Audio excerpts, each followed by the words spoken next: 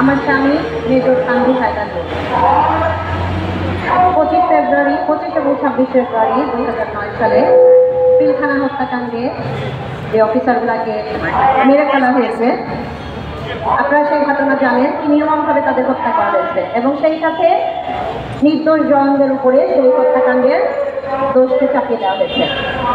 আমরা আজকে সেই একটি স্মারকলিপি নিয়ে স্বরাষ্ট্র উপদেষ্টার কাছে যাচ্ছি কিছু দাবি জানিয়ে।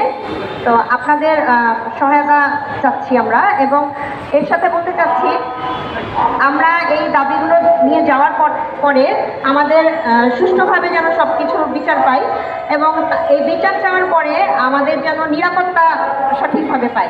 কারণ আমরা গতকালকে এই অনুষ্ঠান সকালবেলায় আমরা শহীদ মিনারে আমাদের বিচারের দাবি জানিয়েছিলাম, এবং সঠিকভাবে যেন সব কিছু কমিশন করা হয়, এবং পরবর্তীতে প্রেস ক্লাবে আমরা যখন আসি সেখানেও কিছু কথাবার্তা বলার জন্য এখন নিরাপত্তা বোধ করছি না।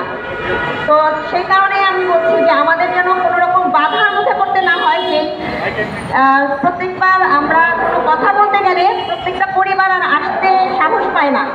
আমি এত বছর পরে কিছু কথা বলেছি, যার কারণে আমি গতকাল বাসায় যাওয়ার পর থেকে নিরাপত্তা বোধ করছি না, এবং এর পরবর্তীতে যেন আমাদের নিরাপত্তা পাই, সেই কারণে আমি মিডিয়ার সামনে বলছি। আমি জানি না এরপরে আর কখনো বলতে পারবো কিনা।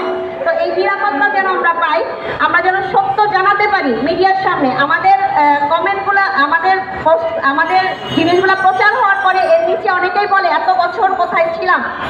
আমরা কিন্তু বলতে চেয়েছি, কিন্তু আমাদের জিনিসগুলো আপনারা ভালো জানেন যে প্রচার আপনারা করতে পারেন নাই। তো প্লিজ আমাদেরকে সাহায্য করবেন, আমরা যেন সঠিকভাবে বিচার পেতে পারি, এবং আপনারা বাংলাদেশের জনগণ যেন জানতে পারে যে আমাদের সঠিকভাবে বিচার পাচ্ছি কিনা, আপনারা আমাদের সাহায্য করতে পারছেন কিনা, এবং আইন ব্যবস্থা যেন সঠিক হয়। আমাদের সেনাবাহিনী যেন আমাদের সাহায্য করে, কারণ সেনাবাহিনীতে যে অফিসারগুলোকে মেরে ফেলা হয়েছে তারা সঠিক কাজ করতে, তাদেরকে বাঁচিয়ে রাখা হয়নি এই কারণে যেন সেনাবাহিনী সঠিকভাবে কাজ করতে পারে। এবং যেই অফিসারগুলোকে চাকরিচ্যুত করা হয়েছে তাদেরকে এই জন্যই চাকরিচ্যুত করা হয়েছে যেন তারা সঠিকভাবে সব কিছু বের করে আনতে পারে, সঠিকভাবে সেনাবাহিনী পরিচালনা করতে পারে এবং অন্যান্য বাহিনীগুলোকে পরিচালনা করতে পারে। সেই জন্য আপনারা আমাদের সাহায্য করবেন। ধন্যবাদ।